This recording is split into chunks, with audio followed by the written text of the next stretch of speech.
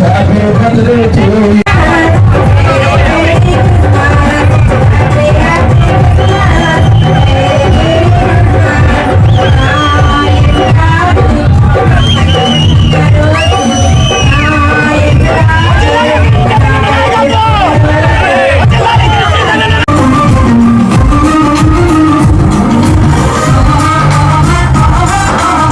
కాల సమయములో తండ్రి ఎందు నిమిత్తమై ఈ స్థలంలో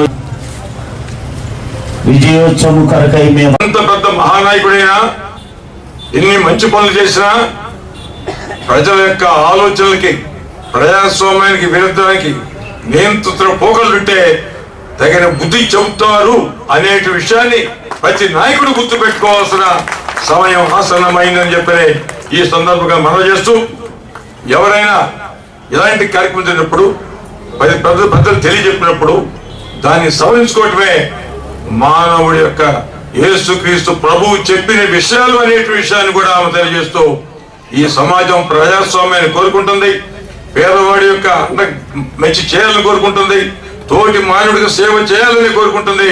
కానీ ఇన్ని చేసిన పొరపాటు చేస్తే ఆ పొరపాటు సవరించుకున్నప్పుడే ప్రజలు ఆశీర్వదిస్తారు అనే విషయాన్ని మనం దృష్టిలో పెట్టుకుని భగవంతుడు అందరికీ మంచి ఆలోచన. గతంలో కూడా చాలా సందర్భాల్లో చివరి దాకా మారిపోయిన సంఘటనలు చాలా ఉన్నాయి. మొన్న కూడా నాన్నగారు ఓ సందర్భంలో పోయిన వారం ఒక మీటింగ్లో తెలియజెప్తాం. ఉదాహరణకు ఎక్కడో కాదు, ఎన్నో మన రాష్ట్రంలో ఎన్నో జరిగి ఉన్నాయి.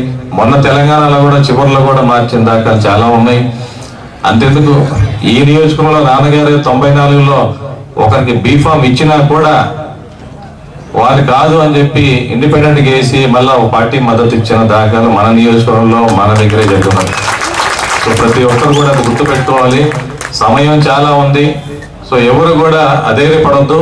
తప్పనిసరిగా జగన్మోహన్ రెడ్డి గారు మంచి నిర్ణయం తీసుకుంటారని ఇప్పుడు కూడా నాకు ఆయన మీద నమ్మకం ఉంది. తప్పనిసరిగా ఈ నియోజకవర్గంలో తప్పనిసరిగా రేపు అద్దెకి వైఎస్ఆర్ పార్టీ బీఫామ్ తీసుకొని మంచి మెజారిటీతో గెలుస్తారని కూడా మీ అందరూ కూడా ఆశీర్వదించాలని వాళ్ళందరినీ కోరుకుంటూ, ఇదే విధంగా ప్రతి సంవత్సరం కూడా మీ అందరితో ఈ క్రిస్మస్ సందర్భంగా సెమీ క్రిస్మస్ వేడుకని ఇదే విధంగా